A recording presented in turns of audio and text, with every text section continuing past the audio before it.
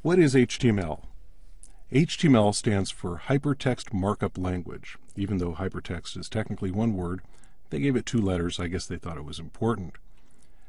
Hypertext Markup Language was invented by Tim Berners-Lee around 1989 and 1990 when he had an idea to connect up the world with computers in what he called a World Wide Web.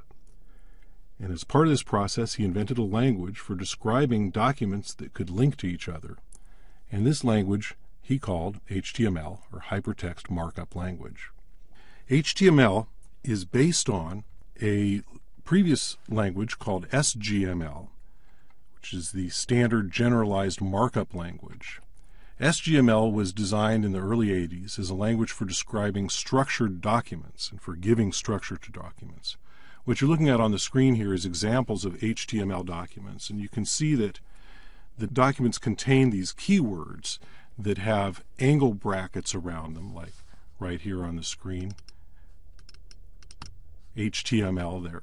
You see it's got the angle brackets. This is borrowed from SGML, and originally that's all it was. It was borrowed from SGML.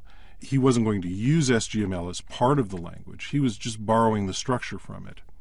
In the long run, the people who decide such things have decided that HTML should be an application of SGML, and as we'll see as we get further into the course, it uses now many of the features of SGML, including the document type descriptions, the DTD. And we'll get into that a lot more later. But for now, what we need to know is that HTML stands for Hypertext Markup Language. It was designed by Tim Berners-Lee in the late 80s and early 90s, and it was based on SGML originally. We have here examples of HTML documents, including this one here that I like. This is a very minimalist HTML document, and we'll look at this a little bit more closely in a moment.